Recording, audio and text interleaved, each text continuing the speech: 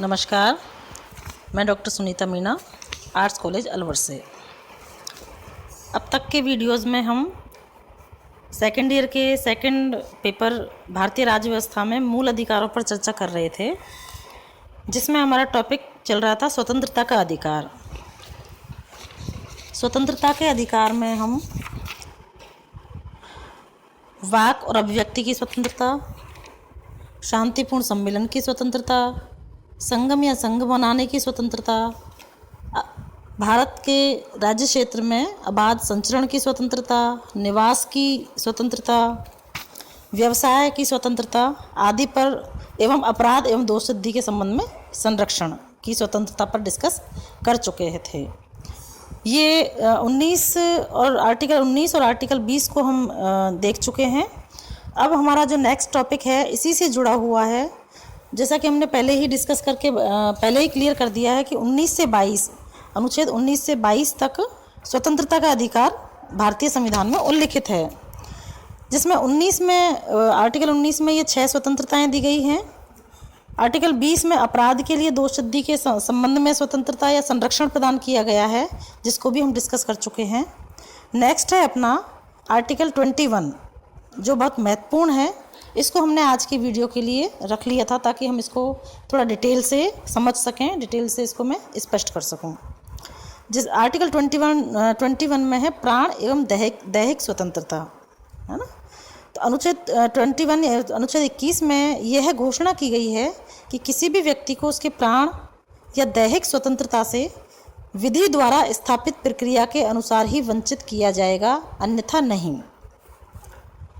इसमें एक प्रसिद्ध मामला हुआ है गोपालन मामला 1950 में। उच्चतम न्यायालय ने अनुच्छेद 21 की सूक्ष्म व्याख्या की थी उसमें, जिसमें व्यवस्था की गई थी कि अनुच्छेद 21 के तहत सिर्फ मनमानी कार्यकारी प्रक्रिया के विरुद्ध सुरक्षा उपलब्ध है, न कि विधानमंडलीय प्रक्रिया के विरुद्ध। इसका मतलब है कि राज्य प्राण एवं दैहिक स्वतंत्रता के अधिकार को कानूनी आधार पर रोक सकता है, मनमाने तरीके से मतलब कानूनी प्रक्रिया के आधार पर ही उसको रोक सकता है। लेकिन इसी संदर्भ में 1978 में मेनका मामले में उच्चतम न्यायालय ने अनुच्छेद 21 के तहत गोपालन मामले में अपने फैसले को पलट दिया। अतः न्यायालय ने यह व्यवस्था दी कि प्राण और दैहिक स्वतंत्रता को उचित एवं न्यायपूर्ण मामले के आधार पर रोका जा सकता है। इसके प्रभाव में अनुच्छेद 21 के तहत सुरक्षा केवल मनमानी कार्यकारी क्रिया पर ही उपलब्ध नहीं है, बल्कि विधानमंडलीय क्रिया के विरुद्ध भी उपलब्ध है। अर्थात विधानमंडल भी कोई ऐसी कार्य नहीं कर सकता, ऐसा कानून नहीं बना सकता जो व्यक्ति की जीवन की स्वतंत्रता या जीवन के अधिकार का हनन करता है।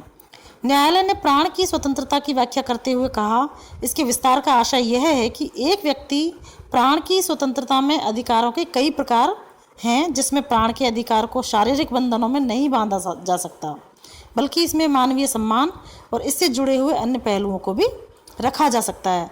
अर्थात जीवन का अधिकार केवल सांस लेने या जीवित रहने का अधिकार नहीं है। जीवन के अधिकार में एक ऐसा अधिकार ऐसे जीवन का अधिकार है जो सम्मानपूर्वक जिया जाए, जो गरिमापूर्वक जिया जाए।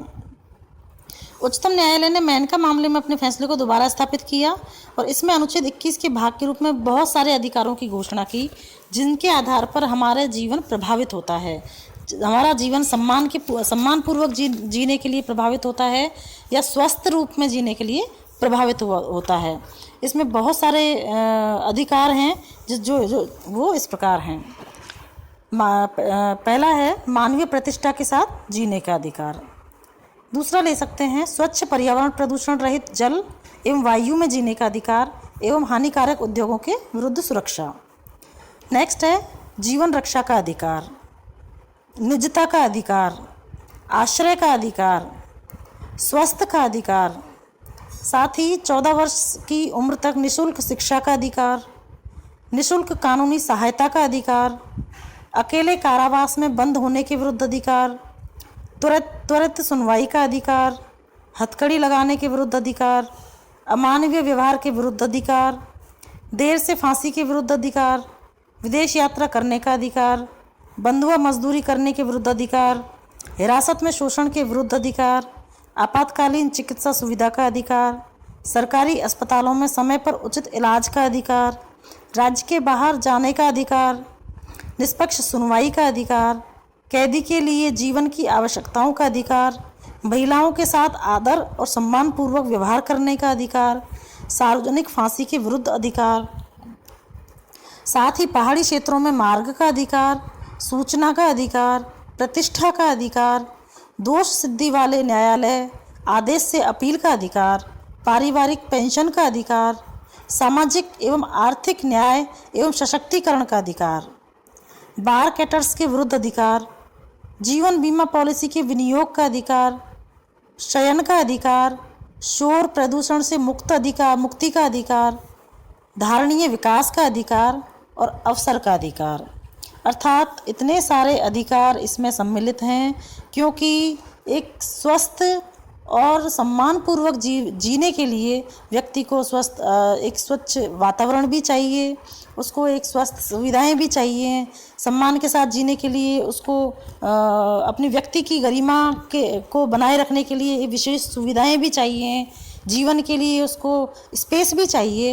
मतलब ऐसी बहुत सारी चीज़ें हैं जिसमें व्यक्ति के सामाजिक या व्यक्तिगत या मानसिक तरीके से उसको पूरी तरह से स्वतंत्रता दी गई है या पूर्ण अधिकार दिए गए हैं, ताकि व्यक्ति अपने जीवन को विद डिग्निटी अर्थात सम्मान के साथ जी सके। अब इसी संदर्भ में आर्टिकल 21 के जोड़ा गया है नया, जिसमें है प्राथमिक शिक्षा को मूल अधिकार बना दिया गया है। तो आर्टिकल 21 के में घोषणा की गई है कि राज्य 6 से 14 वर्ष तक की उम्र के बच्चों को निःशुल्क एवं अनिवार्य शिक्षा उपलब्ध करवाएगा। अर्थात शिक्षा के अधिकार को जीवन के अधिकार के साथ जोड़ा गया है। निःशुल्क शिक्षा उपलब्ध करवाएगा, इसका निर्धारण राज्य करेगा। इस प्रकार यह व्यवस्था केवल आवश्यक शिक्षा के मूल अधिकार के अंतर्गत है, न कि उच्च और व्यावसायिक शिक्षा के। अर्थात जो प्राथमिक शिक्षा व्यक्ति के लिए, बच्चे के लिए जरूरी होती है, उस शिक्षा का अधिकार भी दिया गया है और वो व्यवस्था राज्य करेगा, ऐसा इसमें कहा गया है। यह व्यवस्था 86वें संविधान संशोधन अधिनियम 2002 के अंतर्गत की गई है। यह संशोधन देश में सर्व शिक्षा के लक्ष्य में एक मील का पत्थर साबित हुआ है। सरकार ने यह कदम नागरिकों के अधिकार के मामले में द्वितीय क्रांति की तरह उठाया है।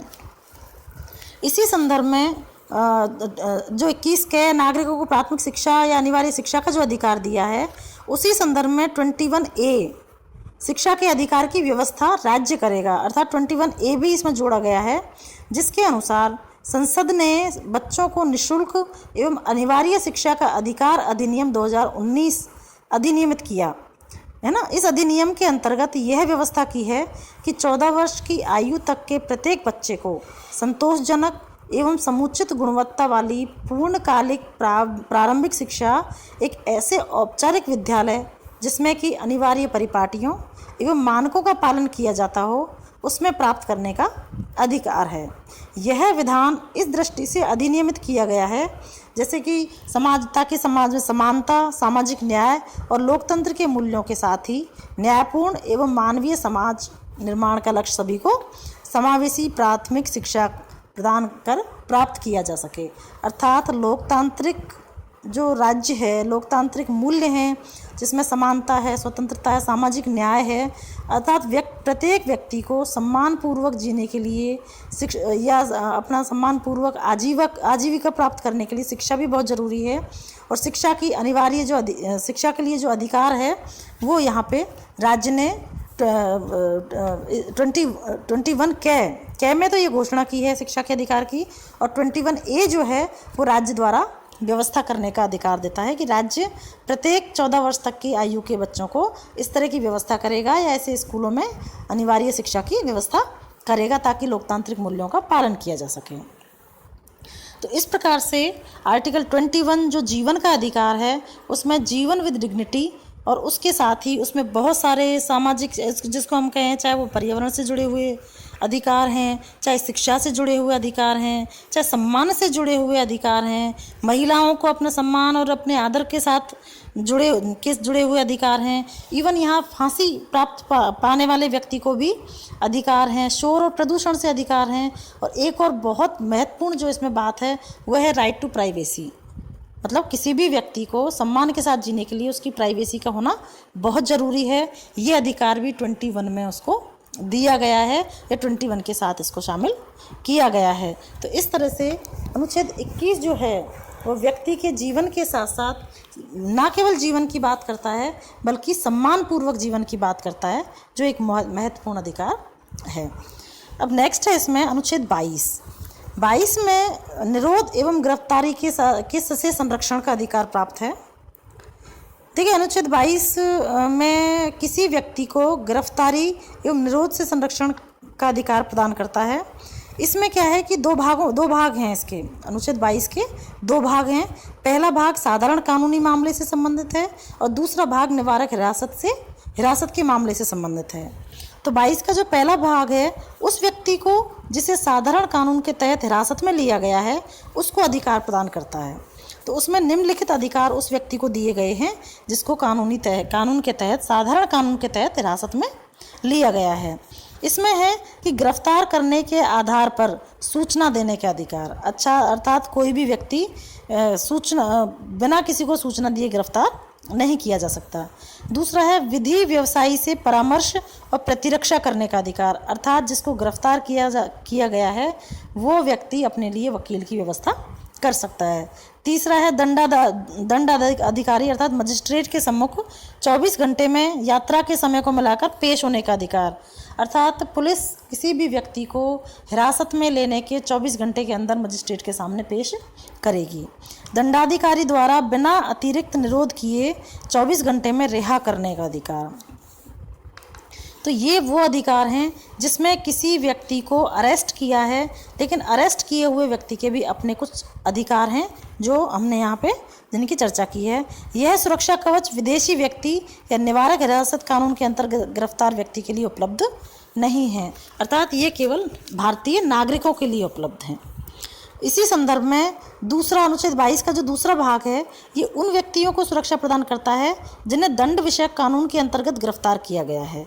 यह सुरक्षा नागरिक और विदेशी दोनों के लिए उपलब्ध है। अर्थात पहला जो भाग था जिसमें साधारण कानून के तहत गिरफ्तारी है वो केवल नागरिकों के लिए है, और दूसरा जो भाग है जिसमें दंड विषयक कानून के अंतर्गत गिरफ्तार किया गया है वो नागरिकों के लिए भी है और विदेशी, अगर वो कोई यहाँ आया हुआ है विदेशी नागरिक है उसके लिए भी ये चीज़ लागू होती है।